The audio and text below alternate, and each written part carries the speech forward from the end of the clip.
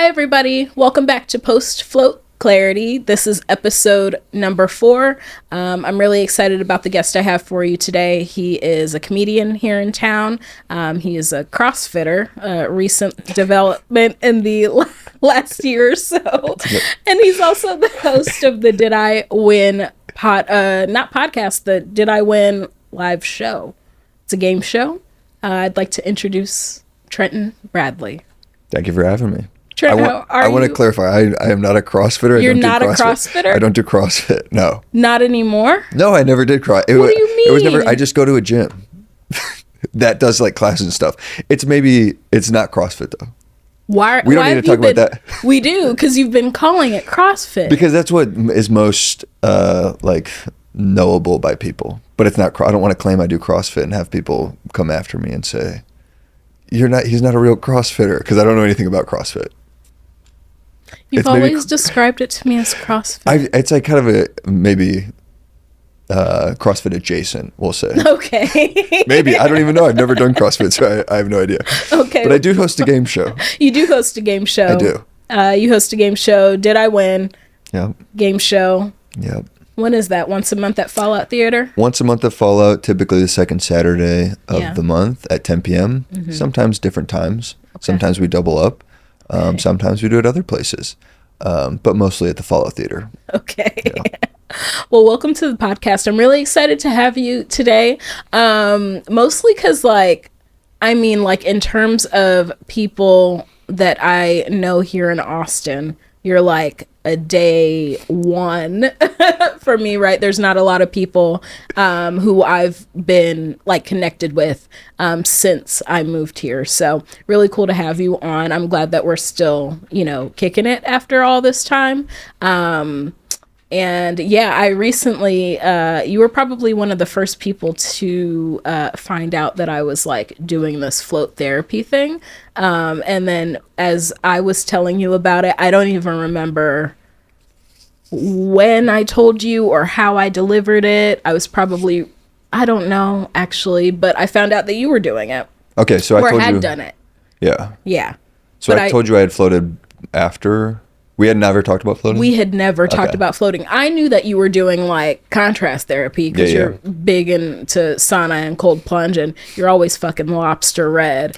Well, that's just my complexion. That's just your complexion. Okay. Yeah. And also you're doing the sauna all the time, so you True. are more red on some days than others. True. And so I knew you were doing that. And then I can't remember how I ended up telling you that I was doing float therapy. Maybe it was it had to have been within a week of me doing it, because I was like, if somebody knows about this, it's gonna be Trent. And I texted you, and I think I texted you, and you let me know that you had done it before.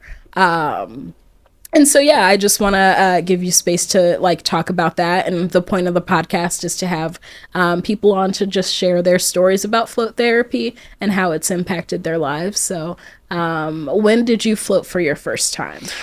So the first time I floated was probably 2018. I was fresh out of college, and I think I had heard about floating. I can't remember how I'd heard about it. And I thought, well, not floating. I mean, I heard about sensory deprivation chambers. And I think most people get scared when they hear that. Mm-hmm. I thought it was kind of cool. I'm always down to try something. So I'd heard of it, but I didn't think that there was maybe a place to do it. I didn't even know how you would do it. And then, I'm sure that was maybe a couple years before I actually tried it. But I was living in Chicago, and I found a place that had float tanks, sensory deprivation chambers. And I was like, oh, I'll try that. And so I remember I went to the float studio. It was downtown Chicago, River North, which is very urban, super city center. And I walked in, and I was like, hey, I want to do the float. And they're like, oh, we're having a special for you pay for 3 and you do, it was buy 2, get 1 free or something. So you get a package of 3. Yeah. And so I was like, yeah, I'll do that, whatever. I'll probably do this a lot. So they're giving me a tour of the whole studio, and they're like, oh, so this is our lounge area where you'll come after the float. 'Cause we don't really recommend that you'll go straight from no stimulation at all to downtown Chicago with like the L train and sirens and all this stuff happening. And I was like, that's, you know, I was like, I'll be able to handle it. That's like hippie stuff. Like they're like, we're going to give you a tea and you can lay on these rugs. I'm like, no, I'm good. Like I'm leaving as soon as I'm done. That was my mentality. So, but anyway, so I go into the float and I think that was just like a regular float tank. I can't remember what that one was for my first time, but I remember being in there. I did an hour. And I remember being in there, and I'm just going to be honest, I thought it was really boring and a waste of time. Oh, damn. Straight up. This is just what I thought. Yeah. I was like, oh, man, this is kind of boring, and this is like not as cool as I thought it was going to be, blah, blah, blah. And I was just waiting for the time to be over pretty much. And I was kind of, I don't know if disappointed is the right word, but it feels a lot longer when you're in there. Especially your first time. Well, if you're bored, it feels like. Yeah, I guess I was bored. So then the music comes back on because the music will fade out and then your hour starts. This is the way that this studio did it. The music's on, it fades out, and then from the point where it's silent, you have an hour. And then after an hour, the music comes back on. Sure. So the music comes back on, and I'm like, great, I get to go home, basically. I was like, and I was and I was bummed that I bought the 3-pack, because I was like, I'm never coming back. This is boring. But I got out of the tank, because I thought it had no effect on me. And I got out of the tank, and I had no balance. My vision was all crazy. There was like tracers on my eyes. Like my vision was all, it was very jarring getting out of the tank. Whoa. And I remember got in the shower, and then I was thinking I have to go sit in the lounge area that they told me to go sit in because I can't walk into Chicago at this point. This is insane. I can't get on the L train. Straight up. I was like, there's no way I can walk into downtown Chicago right now. Yeah. Like going from zero stimulation to like immediate like overstimulation. And I'm not somebody who gets overstimulated like that. Yeah. So I sat in the little lounge area with my tea or whatever. But then I was reflecting on it and I thought, well, it was a cool experience and, you know, whatever. So I remember I went back for my second time probably like a month later and I enjoyed the second time a lot more than the first time. Okay. And then I went for a third time and for my third of the 3-package thing that I bought. And that's when I really liked it. And I was like, oh, I'm going to do this more often. I think I started doing it like once a month at that point. Okay. So that was my experience the first time I was floating. Yeah. What was the difference between the boredom you were experiencing during your first float versus your second one where you were like, oh, I like this a lot more? Like what were you going through in the tank the second time? Like you clearly weren't as bored. Yeah. So what was that second float like in comparison to the first? I think the first time I maybe just went in a little bit naive and didn't really think about, I was just thinking, oh, this will be a cool experience to do. Like I'm always down to try something new. Yeah. But it didn't really, this is maybe not the right word, but I didn't really like respect the tank a little bit. And I just kind of jumped in and was like, whatever, this will be cool. And I also wasn't using it for my benefit. So the second time I went in, I think, you know, I knew what to expect a little bit more. And it is like forced meditation a little bit. Because the first time I went in the tank, I think I was benefiting from it, but I just didn't realize like I was kind of being forced to meditate and forced to disconnect from the world. Yes. Which I think is the benefit. But the second time I kind of knew, okay, I'm going to be fully disconnected and maybe there's some things I could, you know, think about and, you know, work through maybe a little bit. Maybe not work through, but I could focus on some things in the tank the second time rather than just getting in and being like, I wonder what this is going to be like. Oh, yeah. And then the third time I thought, you know, it's basically just a great way to disconnect from the world because you can't grab your phone. You can't, you know, check something. No. You have to just like be in your own head. Yes. You can't even look at stuff to think, oh, I'm gonna like look at this and focus on this instead of my own thoughts. It's like you can't see anything. You can hear stuff. I mean, you'd have earplugs in, but you can kind of hear stuff a little bit maybe if you're splashing around. Yeah. But for the most part, it's like you just have to sit in your own head, which I think when you prepare for it more, you get more out of it. But yeah. Yeah, for sure. Yeah. And when you respect the tank, put some respect on the tank. True. You get more out of it. 100%. And that's what I didn't do. I just went in, like I said, willy-nilly thinking like, oh, this will be cool. And then it was harder than I expected it to be. Okay. And you were just doing hour-long sessions? Yeah. I've only done an hour. I think I've only done an hour. But you've not done longer than an hour? I don't think so. Oh, dang. Maybe one time I did a 90, but I can't remember. Yeah. Certainly never longer than 90. Never longer than 90. Yeah, there was a time, it was early on when I was floating, probably, I'd say I wouldn't be surprised if it was like exactly a year ago. We could probably pull those receipts, but I had a float, or maybe I was like supposed to meet you downtown or something, and I don't remember. I got out of I think a hour-long float, and it was like the first time I had ever had music playing in the float pod. And I let them select what it was going to be. They played something for me, and I was like, I don't know what this is, but like, let's go ahead and do it. And I was in the tank. I really didn't like the music they were playing, but it was doing something to me. And so I got out of the tank, and I was like stumbling. Like, I could not walk. I was like a drunk uncle, trying to like, you know, I had to go back out to my car and like grab something, and I like ended up opening all 4 doors. Like, I didn't know. It was like me in the parking lot trying to, I think I just needed like a change of like a shirt or a pants. I don't know. Can't remember what it was, but it really can discombobulate you for sure.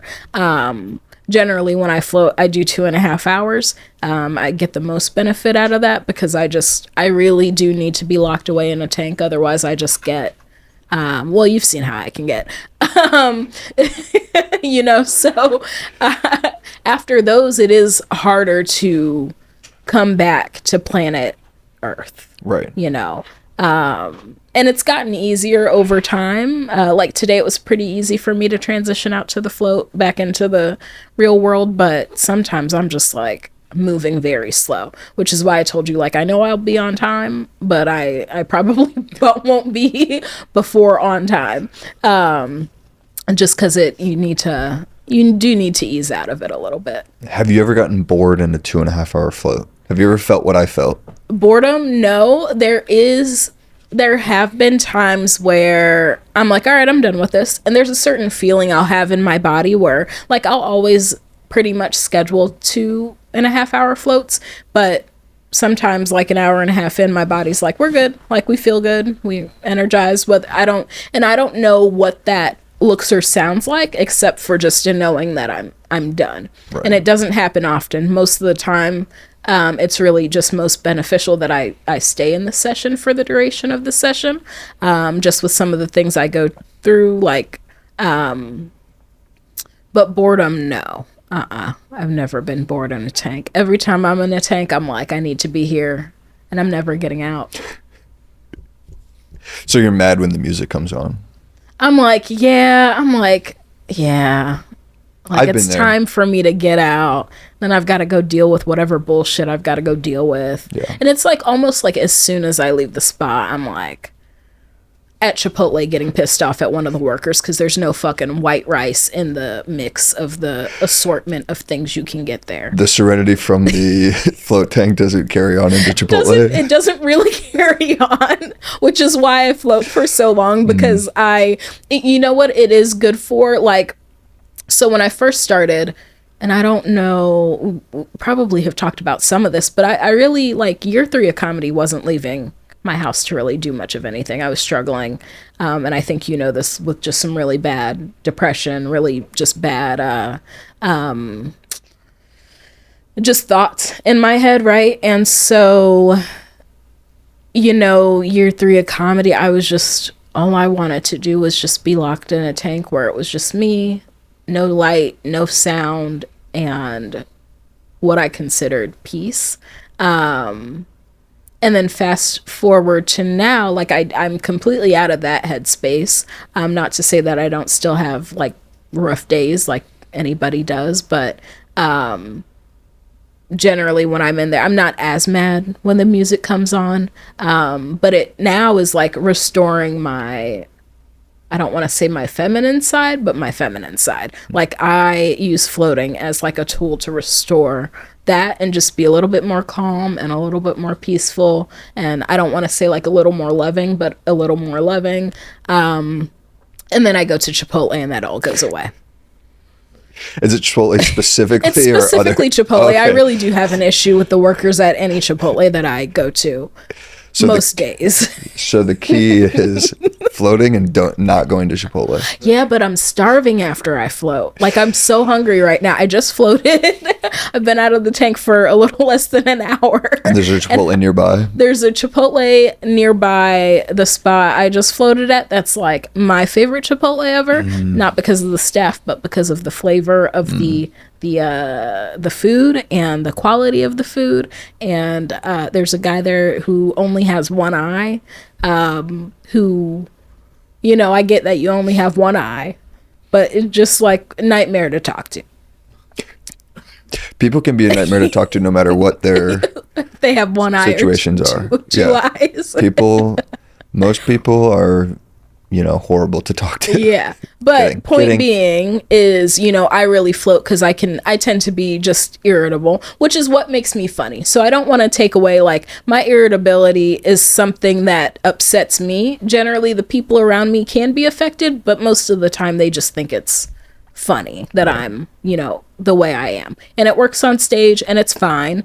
But for me personally, it's still the same kind of stress, you know. And I do wish sometimes that I wasn't as, like, fucking irritable as I am, but that's why I need to be in the tank for so long, because it really just kind of restores my peace. And then So if you're irritable when you go in, how long does it take to get balanced? Today I was not in the tank long enough. Okay. I was irritable before I got in. I was irritable with the staff today. And it took me, well, you know, it took me an hour before I stopped feeling all that. But generally, like, when I get in the tank, sometimes people, you know, bounce off the walls a little bit with the movement of the water initially. Oh, and also, you're breathing, right? So people don't realize that when you breathe, you move a little bit, and certain ways that you breathe in and out can trigger movement. And so I know I'm completely relaxed when I am not touching the walls of the tank. Like, I know I am one with the water. I'm in the dark abyss of the float. But today I couldn't stop touching the walls. And probably about an hour in, I thought that I was relaxed, but I was still bouncing off the walls. So it felt like, okay, I'm getting better, but I surely was just still, I think, a little bit anxious and just aggravated. But that's okay. You know, not every float is a great float. I float often enough, so I don't always have the best float ever. But I'll try again tomorrow. Yeah. Floated yesterday, floated today, I'll float tomorrow. There's no shortage of floating for me, so. I do hate it when I hit the wall.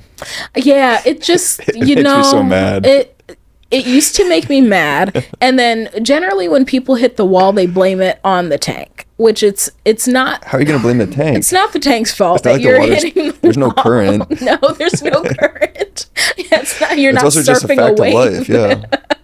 But it is back to that point where it's like, it depends on how cool, calm, and collected you are. Even if you think you are, you know, chilling, which an hour in, I thought I was good. And it was clear that, you know, like I said, when I'm hitting the wall, that means, you know, there's still a little bit of anxiety. And I think that I was, now that I reflect back on it, because I haven't had a moment to think about it, like I was just breathing. Like, I was trying to breathe in and out. I was trying to manage my breath when normally I can just do that unconsciously. And so I think that would be the difference. Like, you know, I was trying to use breathing as a technique to calm down, but I was breathing in a different way than probably I am when I'm already chilling. So, right. Yeah. I don't want to get controversial here, but. Get controversial. Are you using the neck ring or no? Oh, that depends. So I was when I very first started floating, but the neck ring was doing something to me where it was like I didn't want to not use the neck ring, but when I would get out of the tank, like, my neck would hurt really bad. Like, it didn't feel comfortable after the fact, and it was like a little bothersome during, but I was still getting so much benefit that it didn't outweigh the benefit that I was getting. But for the first, like, I'd say 2 to 3 months, I was using like a thick neck pillow, and after my floats, like, my neck really just felt bent out of shape. And then I left the spa that had that kind of style pillow, and I started going to the Ocean Lab, which is basically downtown Austin, and they had these thinner pillows that I really, really, really enjoyed. Oh, pillows in the float tank? Mm-hmm. Oh. What are you talking about? I've just been where there's like a foam like ring that they have. Yeah, foam ring. Yeah. Okay. Oh, ring, pillow. I didn't know. Okay, I thought you were talking like a halo, big like okay. Yeah. I thought you meant like an actual pillow for a second. No, well, this bitch was thick. Like this was a thick. Yeah. You know, maybe you haven't. It's called like a neck noodle, is what they call it, and it's like a thick kind of pillow, like a pool noodle almost. No. That's where they get the concept from. Yeah. Okay. And we do have pool noodles that we offer. We actually just had to use one for a client that had this is like a new development over the weekend. We had a client come in who seemed off for sure. 60s. She had a really hard time walking. She came by herself. She was kind of we gave her tea and she was spilling her tea. Took a while for her to get from point A to point B. We weren't really sure. It's a very small space, so point A and point B aren't really super far away from each other, right? And it was clear that there was something going on, but we didn't know what. Our job is to be accommodating. The other staff member I had with me, like, got her the thick neck pillow we have, the thin one we have, and I think a couple of pool noodles, because we also have those, and like a bunch of towels. And this woman did an hour in the tank, but she was in the room for almost 2 hours. And when that happens, like, we have other people to get in the tank into the room that have sessions booked there.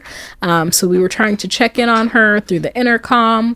We were trying to like knock on the door. She also couldn't talk very loud. So when we were trying to communicate with her, it was just hard to communicate through an intercom.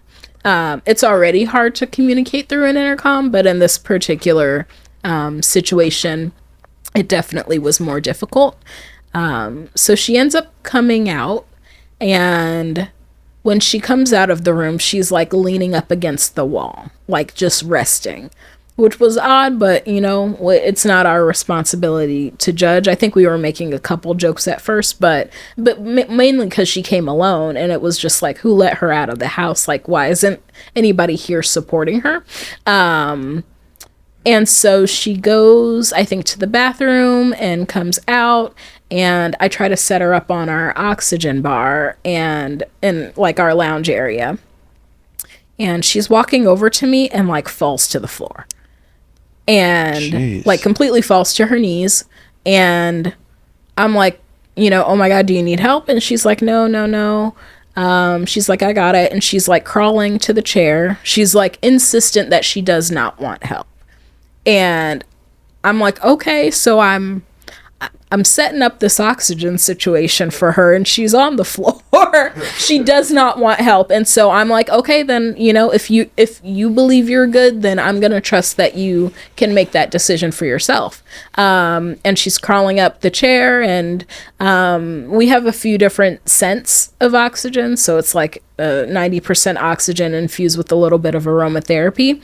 And I'm like listing off the scents, and she lets me know that she can't smell. And she has Parkinson's. And when you have Parkinson's, that's one of the first things that goes. And that was the first time she had told you she had Parkinson's? That was the first time she had told me she had Parkinson's. We had no clue beforehand. Because ultimately, like, aside from spilling beverages and being a little bit slower and needing the accommodations she was needing, like, we're happy to do all that. So it's like, it wasn't really that big of a deal. And then when we got to, okay, what scent do you want? It was like, it doesn't really matter because I can't smell. I have Parkinson's. And I was like, oh, this is insane, because you just did your first float and you came alone. Right. You came completely alone, and you can't, it's clear that you can't really, you know, support yourself sometimes, and you don't really know when you're gonna fall like that.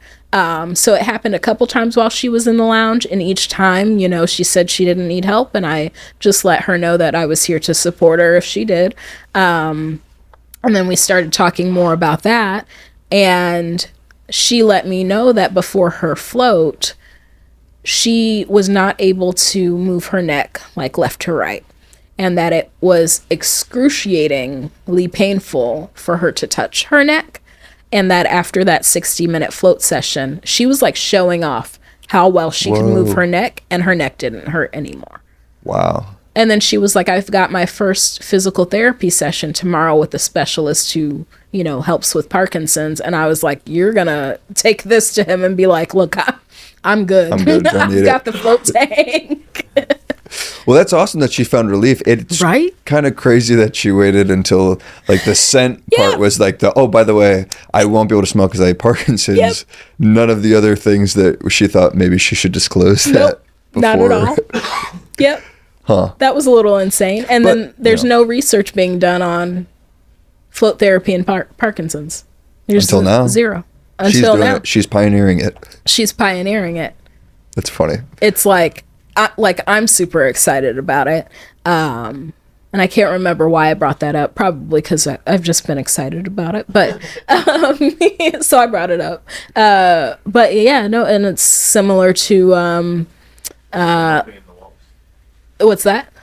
You talked about bumping into the walls. Bumping it. That might have been it. Oh, yeah. So I don't know what her, like, clearly she had a great experience in there, but her, like, now that I was seeing what I was seeing, because I didn't see her fall before the session, right. But we were trying to figure out what was taking her so long to get out of the room. And it's like she really could barely move, and she came with leggings, and it's like trying to put on leggings after a float when you're like, your legs are damp is a nightmare. Yeah. And then you've got leggings and Parkinson's. That's crazy. And you're trying to well, even you and I were saying when you get out you're disoriented, and we're Yes. fully capable and stuff. Yeah. And to she have came like a out. disability like that and be trying to take care of yourself. But hey, I admire her for, doing, being independent and holding on to her independence. Yeah, 100%. And you can tell like she mentally is like fully capable, and her body is just, giving out on her. But it's also cool that she hasn't even been to physical therapy yet. Like her first session was going to be Monday. This was Sunday that she floated for the first time. And we joked about it. She laughed too. I was like, you can take this to them and be like, look, I don't need you guys. Yeah. I've got the damn tank. And so, just like really exciting stuff, because there's also not research being done really on cerebral palsy and float therapy. And we've had a couple people float with CP and like over the course of the summer. So it is really cool to like just, be a part of, like helping pioneering like that stuff. Yeah. I mean, it's not cerebral palsy or Parkinson's, but a woman that worked at the float studio that I went to in Chicago, the initial one that I went to, mm-hmm. This was crazy because she told me they can use their float tanks whenever they want, mm-hmm. If they're not in use or when they're closed. Yeah. So like even after hours, they were able to just like go use them. The owner was cool with that. Yeah.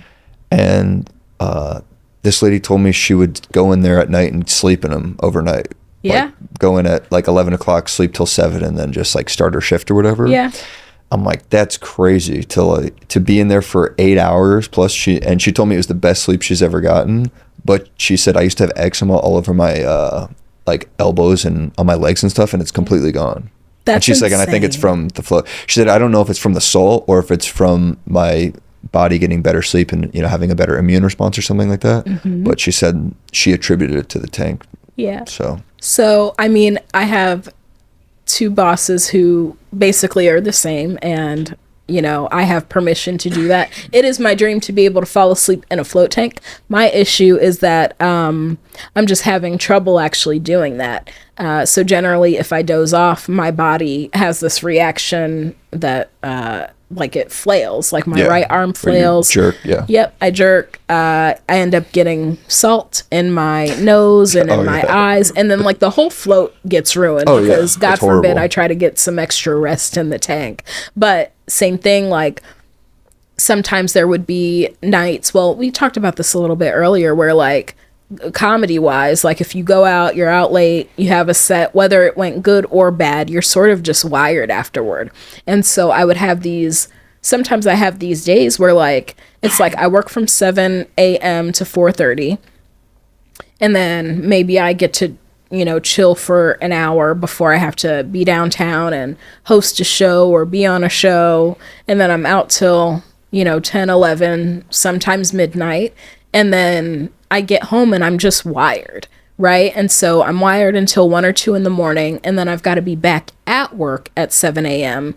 And it's like the quality of my sleep definitely affects how I perform in the spot work. And so I was like, what if I could just get some sleep in the tank, emerge from the tank, and clock my ass in? And then I started trying to do that. And before I would get in the tank, I'd have a lot of anxiety about getting in the tank and falling asleep in the tank, which was crazy because like it's my dream to be able to fall asleep in the tank. And so one of the owners of the spa that I work at, Taryn, who was on last week, she just told me to like recategorize it as getting rest, like go in there with the intention of getting rest. And so I've been able to do that a few times, but it's still going to take some practice. Yeah. So falling asleep in the tank is something that I'm trying to practice at right now. But the goal is to be able to get like a good 7 hours, I would say 6 to 7 hours in the tank, just sleeping, because it is some of the best rest that I've ever gotten. And when I get out of the tank, I feel like I'm the most, like, I don't want to say like elegant and beautiful, but like when I see myself in the mirror, I'm like, I don't look like this when I wake up out of a mattress. This is not what I look like. I look a lot better and a lot more rested when I get out of a tank in comparison to getting 8 hours of sleep in a bed. True. What time are you going into the tank when you're like trying to Yeah, so most of the time, like my schedule's changed a little bit. So at the beginning of the summer, I would work until 10:30 a couple nights a week. And there would be some nights where I would have to go downtown and then maybe come back to the spa and plan to be in the tank around 1 a.m. If I didn't have to go downtown, I'd close the spa around 10:30 and try to get in at 11. And like between 10:30 and 11, there would be this extreme anxiety about falling asleep in the tank. And I'm still trying to figure that out, but that's the goal. Yeah. Is to be able to get a good night's rest in the tank. Sometimes I feel like it's because there's not other people there. Like maybe I would feel more comfortable if somebody else was present in the spa. I think also when the spa is closed down, I'm more aware of the noises of the building and the things in the building. So the noises that the sauna makes, the cold plunge makes, like I can hear everything all at once. And so I've mitigated that a little bit, but yeah, it's just going to be a work in practice. But I don't want to sleep in a bed. I just want to sleep in a tank. You don't know.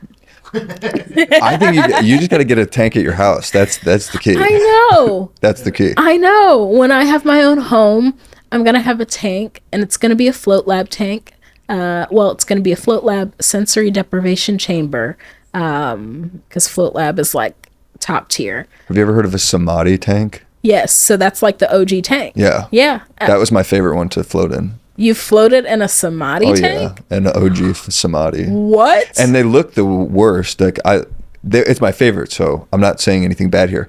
They look like retro 70s like Yes. computer, like a giant computer. Yes. And they look like they're going to be the smallest, but I found the most room in that one personally, to be honest. Yeah. I loved it. It looks like a contraption, and I'm a little scared of it. Yeah. Most people, I think, at that float studio, they said they don't want to do the Samadhi, but it's like all the employees' favorite because the people who do it love it. And Really? because I never cared which one that I did. Yeah.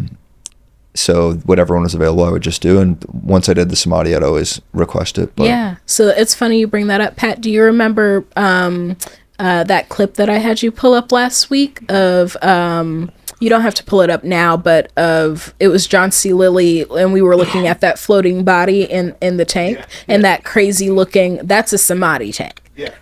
That's a contraption that I do not know if I mean, I think now I would get in, but if I would have known about like sensory deprivation tanks back then, I don't know that I could have gotten in that. I don't understand that though. Why is this one feel different or worse to you than like the circular ones? Because it's really just the shape. It seems like it's the exact same size door and everything else. Like it almost looks like, for anybody, well, you're just on YouTube. I was gonna say anybody listening, but anybody not paying attention to the video right now, it's it's just like a rectangle with almost like a cellar door kind of door opening. I think that's the key. The cellar door, I think, is what throws people. I think they think it's going to be If somebody a just pushes tomb. a broom through that or something like that. I don't know what it is, but yeah. people get freaked out now about it. I would get in, but it still looks scary, and I don't know if I would have been a floater back in the day, back in the fucking 60s and 70s, if I would have had the balls to get in. Yeah, I can see that. It doesn't look like there's like a light in there or anything. No. And it also doesn't look like it has a filtration system. The one that I was in had a filtration system because the music would come on for like 5 minutes, and if the music didn't wake you up, the filtration system would come on, and they would say, you cannot sleep through the filtration system because it's so loud. But gosh, yeah, they've made enhancements on the filtration system. Because the one that, I can't handle the filtration system. Like, I need the music, because I get so deep into the float that, if the filters wake me up, it creates this experience for me that like ruins the entire float. Like everything, all the progress that happened during the float, is ruined if I'm jolted out of that, because if I'm jolted out of that, like I'm instantly angry. And it's not a feeling I want to have. It's just what ends up happening, like angry and anxious, where I need that 5 minutes of music, or, even if it's just 60 seconds of music, to kind of just gently remind me that I have an obligation to live on this earth. And then get back into it instead of being jolted out of what is a very peaceful experience for me, just by like motors running. And so there's different filtration systems, and most of the time the tanks I'm floating in have a very, some people consider it subtle, but to me it's loud and jarring. And then at a different spot I float at, the filtration systems are a little more gentle. And I actually woke up to the filtration system, I think it was last week or the week before, and I didn't have that same experience of being like anger overcoming me, right. which is good. And I have done a little bit of research on that, and there is some I think research on like if you come out of a deep meditative state in a jarring way, that can be the reaction. But then what I have to work on is like, I'm in control of my emotions, right? And so if I come out that way, okay, but how quickly can I get back to like baseline, right? And so, yes, Samadhi tank, I don't know, that's a hefty bitch. And I don't know if I could have gotten in there back in the day, but I think now I would absolutely love to do it. Yeah. It's fun. It does feel, you're like, you close the tank on yourself, and yeah, it's a good time. Yeah. I've introduced floating to some friends and family and stuff. And for reals? Oh yeah. Like who? Some friends back in Chicago. I think I got my mom into floating. Or I think she floated once, if I'm not mistaken. I think my sister or two of my sisters. Okay. But my favorite thing is people who are claustrophobic or whatever. And I go, well, the you don't have to worry about it because the tank locks for 60 minutes and you can't get out anyway. So just Trent, you're gonna ruin floating. Well then they freak out and like, I'm kidding. You can get out. It's not a big deal. Just get out. But you know what's funny is you said like sometimes you'll be like an hour and a half into a 2.5 hour float and you'll go like, I'm good. I never think to get out, even though if the times I was bored. Yeah. I just thought, I guess I paid for this, so I have to stay in here. Yeah. I didn't think I could just get out. That's what Drew Nickens did his first time. Didn't like it? He didn't. There was he didn't like it, and then he didn't want to get out, so he just like sat, I guess, crisscross in the tank. In the tank? Oh yeah, I wouldn't do that. Until it was time to go. Yeah. Yeah. He should have bought the 3-pack. You got to buy the 3-pack because that's how they get you hooked up. Because you got to do it more than once. He doesn't need to buy a 3-pack. He has me, and I'm just waiting on him to be ready. What I'm saying is, if you buy the 3-pack, you feel obligated to go, and the more you go, the more you get out of it. Mm-hmm. Yeah, it does. Yeah, that is the golden rule, I guess, in floating, especially when you're a new floater. Is like it takes 3 times for you to really enjoy it. For me, I was researching it and I instantly fell in love. Like I bought a membership to the spa I was going to before I floated for my first time. I like dropped $300 to come every single day. And then I floated like after I purchased it, which is a ballsy move. But I like had this knowing that it was, you know, what I needed. And I just like in my head had said like I need to invest in this, and I was so certain, and you know I'm glad that I made that move. Financially it was a little questionable, sure. Did I have the money for that? No, but I kept doing it, and now I am where I am, and you know really excited to be a part of the float industry. And I wouldn't be where I am now if I wasn't consistently going every day and learning more about floating and having some of the experiences that I was having. So yeah, really happy. The $300 a month membership, you could float unlimited? Unlimited, and it came with 8 vitality sessions. Dang, so that's crazy. Yeah, I was going every day, and then through the vitality sessions, I wasn't really super interested in those because that was like cold plunge sauna, and I'm never hydrated. So like at the time, well, a year ago, it was even worse. Now I'm a lot better. But my first introduction to actually getting in a cold plunge, I had done what's called have you heard of the polar bear plunge? I mean, I've done a couple of them, yeah. Yeah. Like okay. a big organizations that do them, yeah. Yeah, absolutely. So I've done my fair share. Yeah, I did one of those out in, I think it was, I can't remember where, but it was in Maryland at some point. And so I knew what the experience would be like. Like I've had exposure to significantly cold water before, but never like really intentional doing this for my health and wellness. And so it was actually, to circle back to a conversation we were having before we started rolling about FPIA.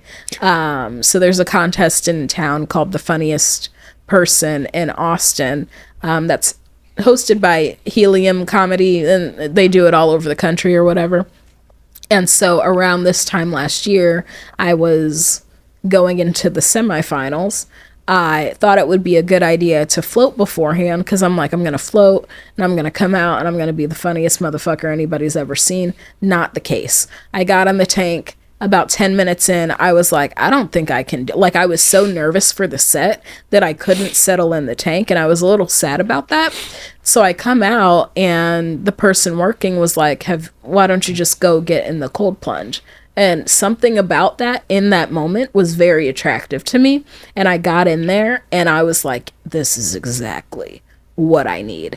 And then I had, like, the best 5-minute set ever. Nice. I didn't move on or advance. But it was a very good set, which made me question on why I didn't do those things. But it was an incredible set.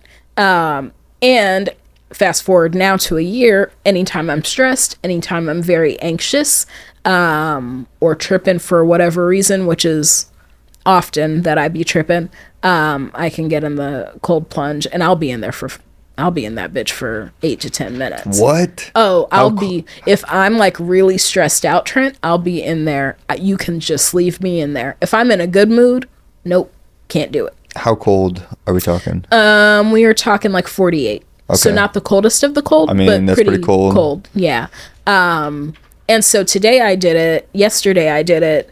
What's hard, I think, also for me, now that I am thinking about this, I've had like the first few days of this week have been just more sad, like a lot of self-doubt. And it's harder for me to get in the plunge if I'm in that state of mind versus being anxious or stressed. Because like when you're anxious or stressed, you're sort of still wired. But when you're in like kind of a sadder state of mind, it's harder to like mentally do those things. And so I had some support yesterday. Yeah, I was in there just for like 30 seconds, but like at 20 seconds, I like take a breath and I'm like, oh my God, thank God I'm doing this. It's like the best thing in the world when I'm tripping. Yeah. So I need a little bit more support, I guess, when I'm sad. I hadn't had that experience yet, just being a little bit down and trying to mentally get myself into the plunge. But if I'm tripping, if I'm anxious, if I'm stressed, I know that's where I need to be. And I just get in, and I'm in there for... Not good to be in there. For me, 8 to 10 minutes is way too long because then I get out and I'm like, I can't move my legs. But mentally, I feel like a brand new person. There's a sauna cold plunge place that I go to, and he doesn't go there anymore. I haven't seen him in a long time. But this guy had his own like hourglass. It was for 30 minutes, and he would sit in the coldest cold plunge. It was generally around 40 degrees for a half hour. Oh my gosh. It was insane. What? It was insane. Like an hourglass from the game Sorry? You just like brought something out of a board and flipped it and then he would take it into the sauna and do a half hour in the sauna.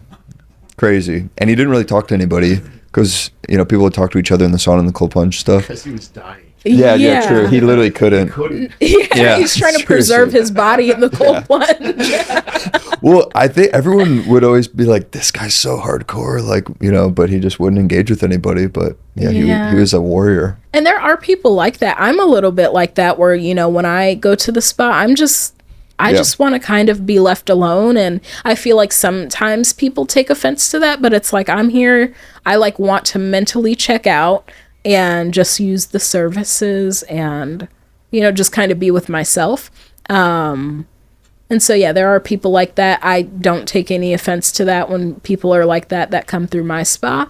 Because there's definitely people who, are like me and they just came from whatever life has thrown at them and they walk through the door and they're like, I gotta fucking lock myself in the tank, in the plunge, in the sauna. And then they come out a brand new human. Yeah. Yeah. Well, one thing I was going to say when you're talking about going to the float studio and floating after a set and sleeping there, there's no way I could do that. Because the way that you're talking about, if you're wired, like if I have if particularly like the game show, because it's an hour long, and if we have a really good show and I'm on stage for an hour and it's just like dopamine for like a full hour straight. Yeah. I've thought this in my head during the show, like I'm not falling asleep till like 2 or 3 in the morning. Yeah.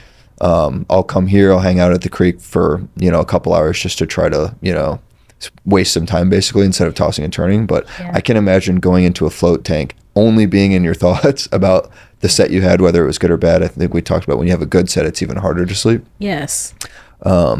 Yeah, I don't think I could ever sleep in a tank. I've fallen asleep in a float tank once. Okay. I was up for like 48 hours, and then I went to the tank, and I accidentally fell asleep, and I thought they left me in there over the weekend because it was like Friday night. I just fell into this like deep sleep for, must have been like 30 minutes. I woke up in this tank. I'm like, oh my God, like they forgot about me. They left me in here. I'm in downtown Chicago. I'm not going to be able to get out until Monday morning. I missed the L train. Yeah, I missed the L train for the weekend or whatever. But, it was like an instant thought. I'm like, wait, that doesn't make any sense. But I was also sleep deprived, so. Yeah. But it was a good 30-minute nap that I think I got. Yeah. Well, after a set, the intention really is not sleep. I think it's just rest, because I know if I go home, I'm not going to sleep. And so I at least need to do something that's restful. But then the other side of it is, one day I would like to start getting like, if I could do 6 hours that would be if I could do 6 hours in a tank, just straight sleep, Yeah. oh, that would be the pinnacle of greatness for me. And then, yeah, after a set, if I have to work at 7 a.m. the next morning, the goal really is just to get just some sort of rest. Yeah.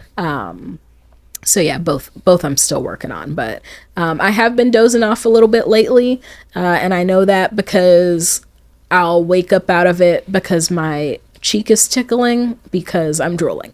So yeah, and so that you're so aware of your body. It sounds gross to be like drooling in a float tank. I don't mean it like. I mean, I do mean it exactly like that, but that's how I'll like wake up out of that because I'll feel something on my, and Yeah. I'll be like, oh, did I just fucking Doze off. yeah. Yeah. And then I get like all proud of myself, and then yeah. Could you wear goggles? I know that sounds silly, but Yeah, so the salt doesn't get in your eye when you jerk. I think Yourself awake? that is a great idea.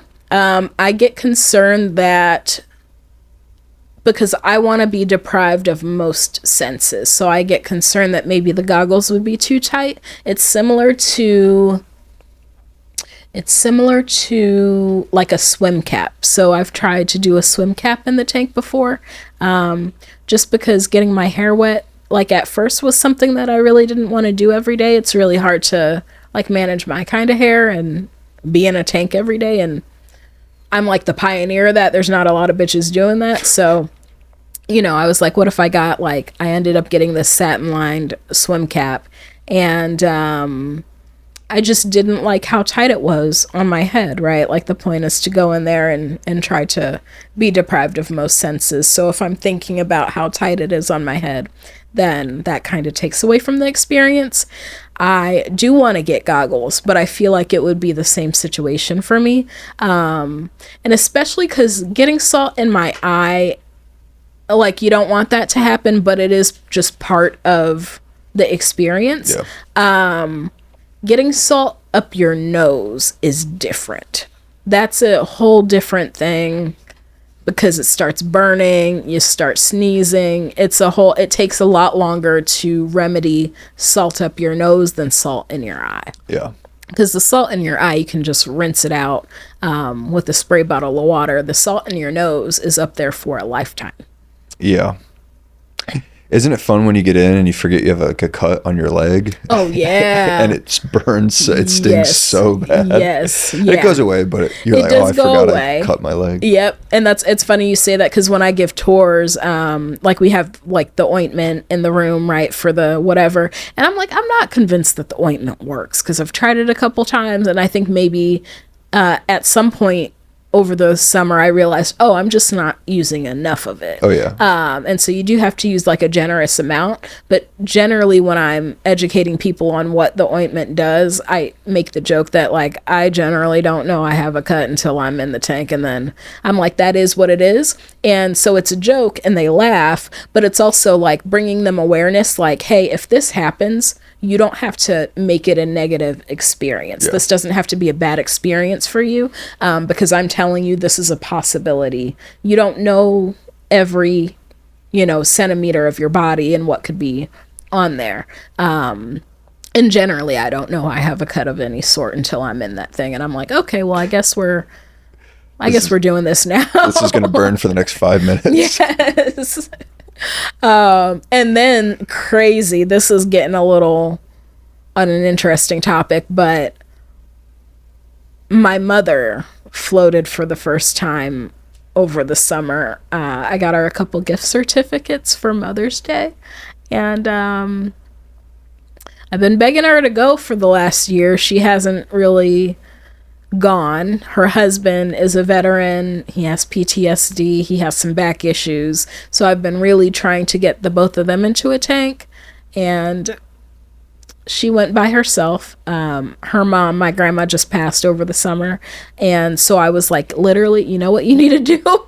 Just get in a tank. And she went for her first time. She did not have a good first float. Not because of much of the spa, but just because of who my mom is as a human, which is kind of just like an always on, always gotta be doing something, always gotta be taking care of things sort of, woman.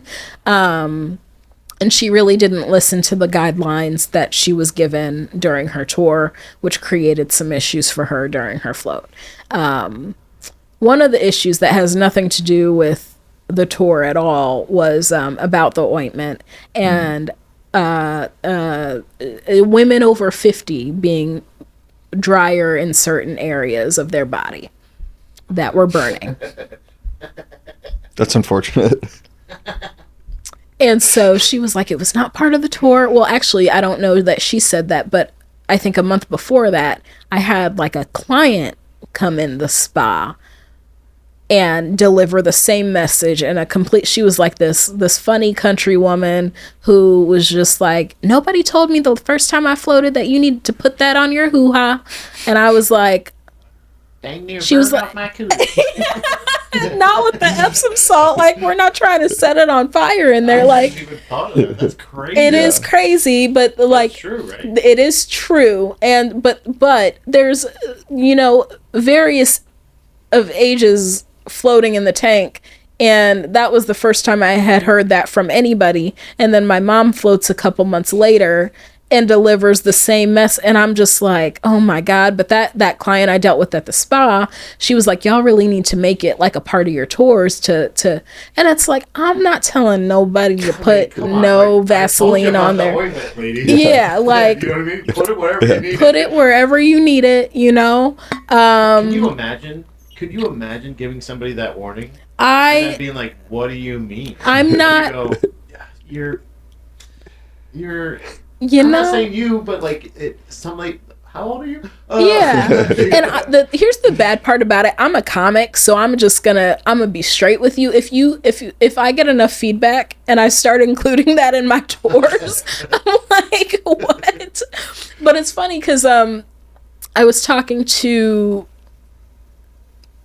This sounds crazy, but what I was like, I happened to be on a show with Shane Gillis one time.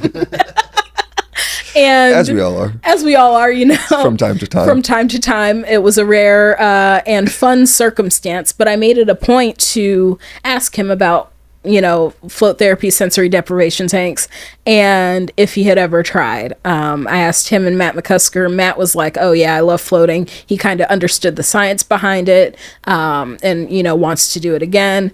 And then, you know, Shane was like, yeah, I like fucked some girl that morning, and then I went and floated and my dick burned. And I was like, that is exactly the story that, like, you would have had no other experience. Yeah. That's exactly the experience you would have had. Like, I can't imagine you having a different first experience than that right there. That was his first time floating? This is his first time floating. Wow. I don't know if he ever did it after that. It was a very short and conversation, and I was very nervous about asking him, but definitely rewarding. Well, I work at True Rest in Cedar Park. If you ever want to stop by, you can try it again. That's what you should have said. All that to say, I guess your sensitive areas can be sensitive. So if you feel like you need any sort of ointment in those areas, please make that decision on your own. Apply it liberally. Apply it liberally, not conservatively. We don't want it to be red. Please. We also don't want it to be blue, I guess. We don't want it to be blue. We want you to be moderate. Moderately. Moderately. Yeah. Modest moose. Float on. Yeah. Animal full circle. Is that the name of the podcast? Float On? No. I'm kidding. Mm-hmm. I know what it is, but Post Float Clarity. Post-Float It's the best name in the game. There was something I thought about that I was going to bring up. One time I was floating and the music goes for like 10 minutes or what, I think it's 10 minutes, and then it slowly fades out. You have an hour. This was at the place in Chicago, and then it comes on after an hour, the music again. One time I'm in there and the music's going. I'm like waiting for it to turn off, waiting for it to turn off, waiting for it to turn off. I'm like, it feels like it's been longer than 10 minutes. And it still keeps going. And I'm like, there's no way. Like, it feels like it's been like 45 minutes, but it's maybe been like 20 minutes. But, you know, your sense of time is so messed up. I go to the intercom and I'm trying to like buzz the lady, like, hey, you're going to turn this music off, whatever. She's not answering me. So I'm like, whatever. I just get back in the tank. And so I kind of begrudgingly sat there for the rest of the time. And then I got out and I went to the front desk. She was, "How was your float?" I was like, to be honest, it was a little bit not great because the music never turned off. And her like eyes lit up and she like runs back to the room that I was in and the music playing, and she comes back, she's like, "It says on my computer that the music's off, but it's still, I can still hear it playing in there. I'm so sorry, that must have been so distracting." I'm like, "Yeah, it was pretty crazy." She's like, "I floated in that studio, in that tank like last night or something like that." And she's like, "I thought I could hear the music, that it was still playing, but I thought it was off. I thought I was just having a really psychedelic experience." Oh my god. But maybe it was just still on. She thought she I was like, tripping. "Yeah, it was definitely still on." She's like, "I thought I was tripping." You know what's crazy? This happened 2 weekends ago. And I had a client come through, floated for her first time. She comes out of her tank. She had a great experience. And I was signing her up for a membership. She wanted to keep coming back. As we were talking through the membership stuff, she's like mumbling something about grandma. And like, I'm not sure, I'm trying to like explain to her some of the terms and conditions, the cancellation policy. Like, I'm very locked into making sure she knows what's going on with what she's signing up for. And I'm hearing her, she's not making eye contact with me, but she's like whispering about grandma something. And so I'm very much myself at work, which is a good thing and a bad thing. But eventually I'm just like, my grandma or your grandma? Like, whose grandma are we talking about? And she looks at me and she's like, your grandma. And I'm like, well, what about my grandma? And she's like, I saw her. She has big, beautiful hair and like dark skin. And she was like, I saw her outside of my room. What? And I was like, well, it's weird that you bring that up because, like, my grandma just passed like a month ago and I'm going to her memorial next month. And she was like, oh my God, I'm so sorry to bring it up. And I'm like, no. And she was like, she was absolutely gorgeous. She had these beautiful green eyes, really dark skin. And I ended up saying like, hey, well, you know, I'm also adopted. So like, I actually don't. No, like my grandmother's Mexican and she does have darker skin, but it's like, it's not as dark as mine. But she swears that she saw my grandmother outside of the room that she was floating in. That's pretty bizarre. Before, I don't know. And then she was like, I don't know. Well, that's the thing. And then she's like, I have goosebumps. And then I look at her arm and her right arm is covered in goosebumps. And so I am on the fence of like whether I think like the medium stuff is real. Like there's some periods of time that like Tyler Henry is one that like I really love. But then there's others where I'm like, I don't know if this is like really true, but goosebumps is like one of the signs of like a presence, you know, around. And she changing the atmosphere. Yes. And she said, you're very protected here at the spa. But it was crazy for her to just start mumbling about a grandma and not knowing anything about me outside of the 10-minute interaction we had before she got in her tank. She was saying it. Like, I would be like, you know, you're saying grandma a bunch. Are you talking to me? Yeah, no, like, that's why I was like, my grandma. I said, my grandma or your grandma. Like, I don't. And she's like, your grandma. And I'm like, I guess grandma's here. And there was like, I don't know why, but there's this deep, like, I definitely believe her. It's strange, but it is a strange thing. I've only done it once so far, and I had kind of the deal with the music mix or whatever, like I had for like white noise, but it was like tracks. So every time it would track, it would like the water would stop and then it would go again. And then some of them had birds. So it was a little, I didn't know what was me experiencing it and what was actually happening. Right. You know what I'm saying? Yeah. So, but I will say in one of the like meditations, like, cause that's really what it ended up being, was like, there were longer stretches, it felt like, but I had a hard time keeping track of time. Yeah. But I was like having longer experiences, and it felt almost like lucid dreaming, where I'd think of a thought, then like I think you said something like, just let whatever thought happen. Yes. Just don't try to like control anything. Just think. Yeah. Just go. Mm-hmm. And, like, don't think, but just let the thoughts happen. Yeah. So, but like my dad had passed away. My dad killed himself when I was like young, very young. Okay. I didn't know a lot of the details until later on in my life.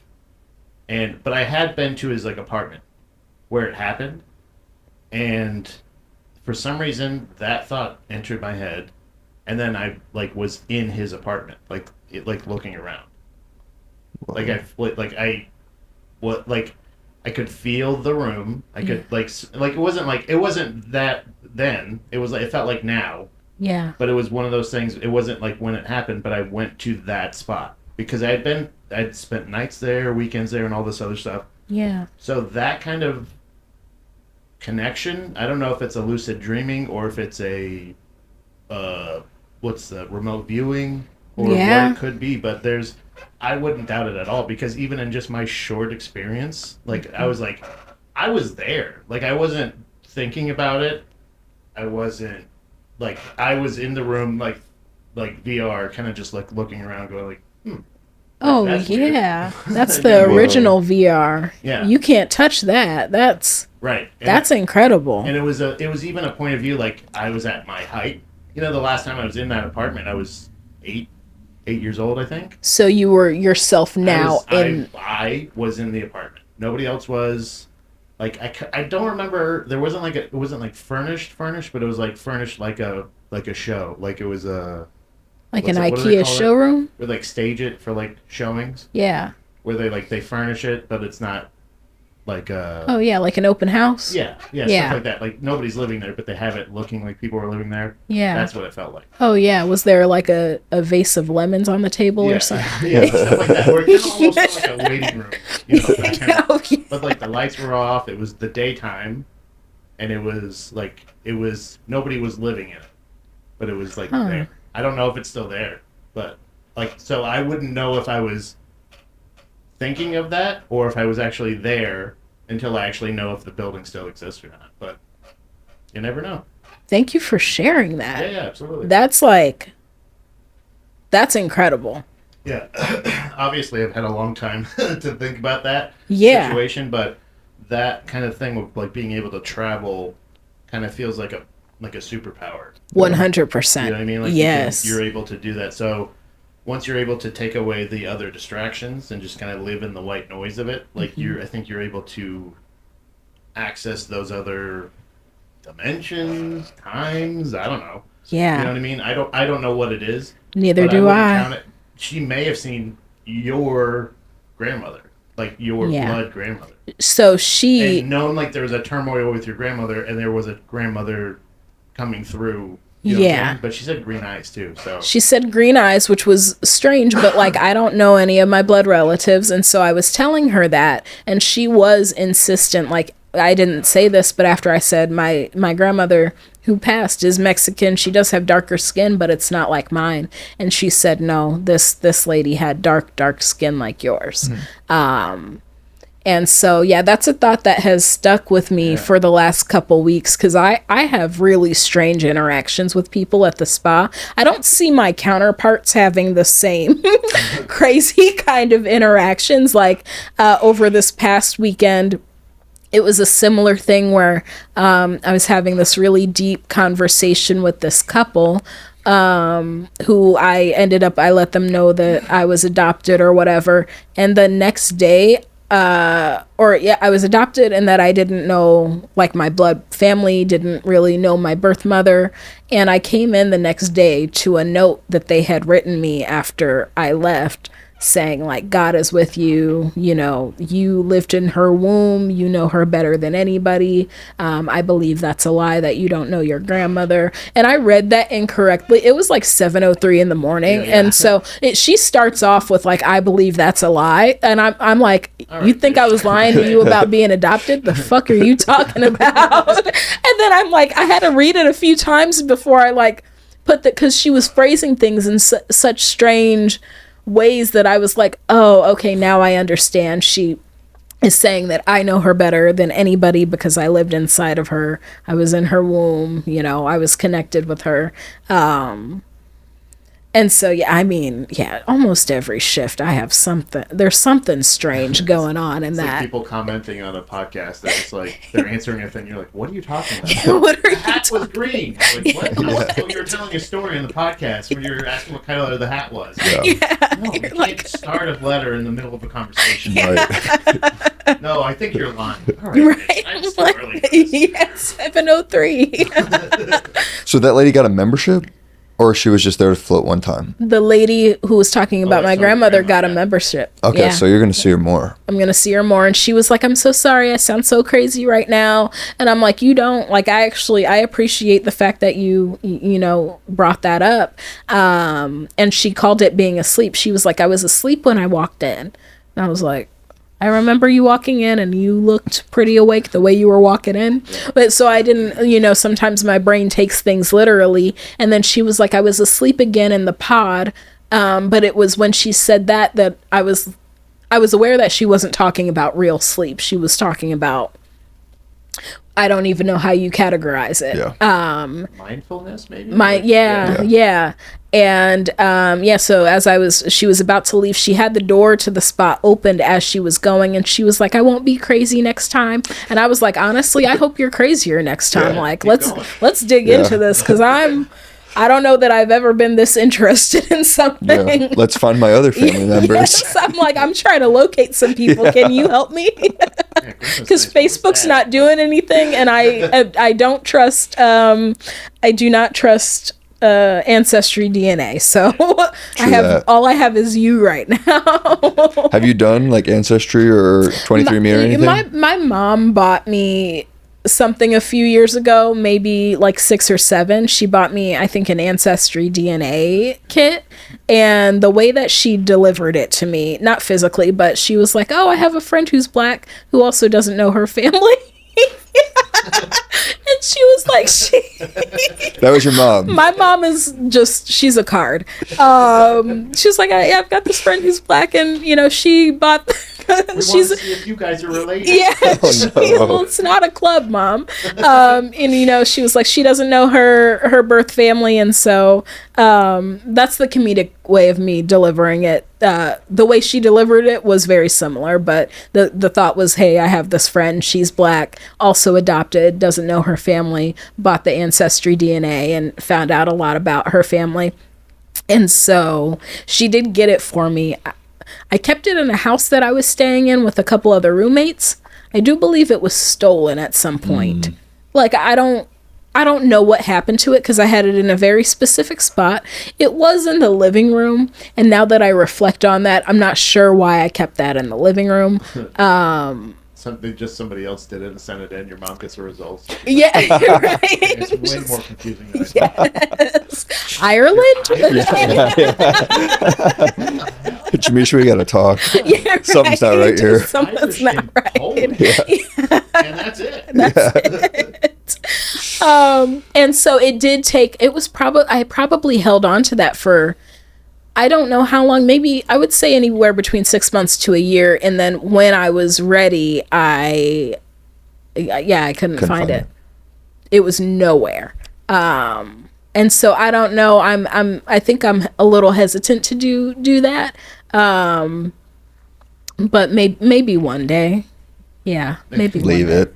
Leave it. Yeah, I'm leaving I'd it to never do this one. chick who knows everything. Exactly. Just swab when you start drooling in the pot. Yeah, Oh, yeah. exactly. That most fresh DNA. Oh Yeah. yeah, that, and then I'll throw it in her float pod, and then Wait, just tell me what this means. yes, Stop it. it'll be a concoction.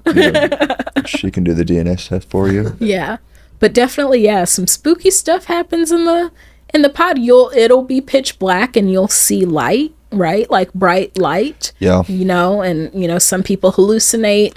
And I'm saying all this stuff. None of this is to sound like scary or like make anybody nervous about the experience. It's really just about having an open mind, and whatever kind of comes to you in the tank is whatever comes to you in the tank.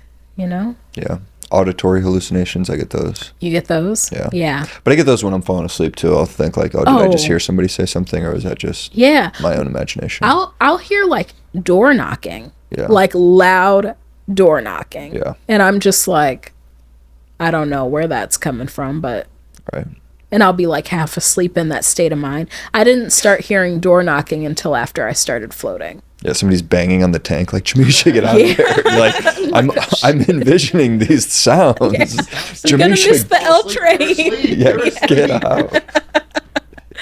Yeah, so yeah, not to, it's not something that is,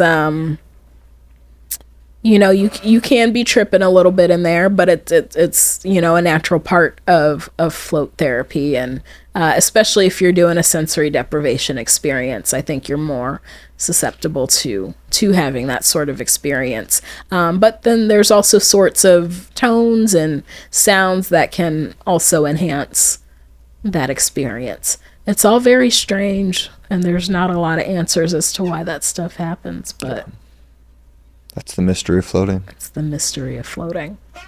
Yeah. You said that you had some things to ask. Have you asked everything you've wanted to ask? Have. You have? Okay. Yeah. I think the final thought I have for you, because you've known me as long as you've known me, and you've seen like differences in my being, like is there, just because all I have is like myself, what have you seen anything different from when you first met me to like post float me? I would say so. And you can be completely, like, you were probably the most honest with me, more than like anybody else. So. All right, here's the honest truth. No, you're exactly the same. Shit, No, I'm kidding. I knew it. I'm kidding. No, but I'm just saying, I think floating probably is a part of this. But if you go back to the time where we met, where we were just at Shakespeare's on Mondays and Andersonville Pub on Tuesdays and Lucky Duck on Wednesdays, what are we doing? Yeah. You had just, we were talking about, what we were doing for work, and you were working at Facebook. I was about to start working at Facebook. Something like that. Uh-huh. And then HEB, and you're like, I don't really like any of this. Yeah. Or, some of the stuff isn't what I'm passionate about, but now that you're doing this, 100% I could see that you're super passionate about doing this, and you're doing this podcast, the conference. You've said that, like, you had to kind of pivot and change some things about your life to do the float, to work in the float world, and you're excited about it despite some of those drawbacks. So yeah. I think 100%. Yeah. Well, it's good to have you around, and I appreciate your time and being here on the podcast. And yeah, I will be performing stand-up comedy at the Float Conference in Norfolk, Virginia this September. I think I'm like closing out the second night of the conference. Headliner at the venue. I'm gonna try to do 20 minutes of float jokes, so we'll see how that goes. The float jokes are not working here at the Creek and the Cave. I will be 100% honest about that. And so I have had to take some time to really like hone the float material, and I'm really focused on that and getting to the conference and making sure that's successful. And the material that I'm developing right now is not necessarily material that I'm trying to bring to open mics or like book shows. Like, this is a very specific set that I'm trying out. And so mostly what I do at the conference is gonna be, I hate to say it, but like new to the stage. There is some stuff that I've been working out at shows around town that like it gets laughs, but it's like, that's it. Like, it's not over the top, like knock you over the head, funny. But it works. And, I think paired with the right audience of people, which in this case was going to be, float industry experts, it's going to be really, really awesome to see. So you can get tickets to the conference, or if you're interested in getting tickets to the conference, you'll get to see me. Tickets to the conference are like $600. So you're going to crush it. I'm going to crush it. I'm going to try. Nope, you're going to crush it. I'm going to crush it. And see, that's what because you give me the reassurance I need. I am going to crush it. And so, yeah, I think that's some of my disconnect with comedy right now. Like, I'm focused on a very specific set. And I think once I'm done with that, I can come back into, doing some other stuff for sure. Because I think I texted you. I can't remember when, but like sometimes I have really good float sessions, and there'll be spectacular float sessions, and then I'll get real emotional. Like sometimes floating brings out a lot of emotion in me, which is completely okay. But this specific night, I was tripping, and I was like, I think I'm falling out of love with comedy. And I texted you that, and you were like, nope. You were like, denied. You were like, you're married to this. Yeah, I said you're married to the game and you can't get divorced. So Yeah. that's too bad. And I instantly was like, I am not quitting comedy. Okay, that is very clear. And clearly I'm tripping. You don't have a choice. Sorry. As I've thought about it more, like since then, I'm like, because I'm still writing jokes, like I'm still jotting down material, and it's like if I want to quit comedy, I wouldn't still be doing this. And I think it's just that I'm just focused on. There's a couple things that I think it is, but right now I'm really focused on this specific 20-minute set that I hope is all float therapy material. It might not end up all being float therapy material, but I think most of it will end up being that way. And it's just not stuff that I'm going to take to the Lucky Duck and work out in front of a person with an espresso martini. Like I'm not really, Okay, we're getting off track here. Trenton Bradley, it was so lovely to have you today. So lovely to have you. So lovely to have you in my life and as a friend. I'm glad that we've been kicking it for the last 4 years, and really excited that you know about floating. Wait, you told me, hold on, I have one more thing. You told me that you were going to float in preparation for this podcast. I did. You did? I did. What was that experience? The experience was good. So I was into floating pre-pandemic. Mm-hmm. Was doing it probably once a month, maybe even more. Mm-hmm. And then the pandemic happened and they shut down all the studios, so I couldn't go floating anymore. And then I kind of fell out of it. And then I've recently, I probably went like 2 or 3 years without floating. And then I've done it a few times a year since then. But then you were like, hey, do you want to do this? I was like, sure. But I haven't floated in a while. So I was like, I'll return to the float tank. And the return of the float tank. It's helpful. And I've done it since I started comedy, but it's hard not to. I don't know. I think we're always thinking about comedy in like this sort of a world. But I think it was nice to get back in, and in preparation for this, I was thinking about like, okay, this is, what my experience is. It's interesting. Like, I feel like now I'm better at sorting through my thoughts and thinking, is this worth using my time in the float to think about right now? And usually I can sift through the stuff that I think about but doesn't really matter and put it to the side when I'm in the float tank, and then think about like, oh, this is what I want to do for like the next game show, or this is what I want to do on stage. And I think it's kind of been helpful creatively that way. Yeah, for sure. So it's definitely helpful creatively. It doesn't have to be this like you go in there and meditate or go into the dark abyss. Like you can take material in there, or things that you are thinking about working on creatively, and really like sort it out in the tank, and come out remembering it all too. It's not that issue of sometimes we think of a bit that might be funny and we don't have the time to write it down, and then it gets lost in the dark abyss of the comedy world. And when you think about stuff in the tank, your ability to retain information is magnified. Yeah. And so, it's been really helpful from a creative standpoint for me as well. And I've been begging Trent to get in a tank, and he didn't do it until I asked him to be on this podcast. So I've floated, a couple of times a year for the past few years, maybe. Yeah, but you made it seem like it was this daunting task. And I was just begging you to get in, and then I asked you to be on the podcast, and you finally got in. I just gave this like whole thing about how I like I was like promoting floating, and now you're saying like, oh, you hate floating. I love floating. Because I was convinced that you hated me and floating. And he hated you? No.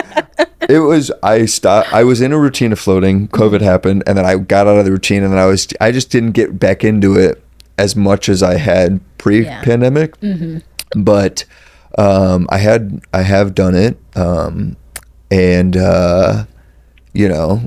I enjoy it. I think it's very helpful for people. We get in our routines. You get your routine. I got my Sunday to Sunday routine. Yeah. And I jam pack with a lot of stuff, and sometimes floating just slips through the cracks. So, Yeah. But I'm gonna start doing it more again. I'm gonna hold you to that, and I hope you come float at my spa one day. I gotta find a samadhi tank in Austin. Oh, you're not gonna find that here. It's a bummer. It is a bummer. So sad. Well, it was lovely having you today, Trent. Thank you very much for having me. Just go float. Go float. Post Float Clarity. We're doing this on YouTube right now. It'll be on other platforms, maybe at a different point in time. But it's awesome just to continue to share stories of float therapy with the people that I really care about. So yeah, thank you for joining us again, and we'll see you next time.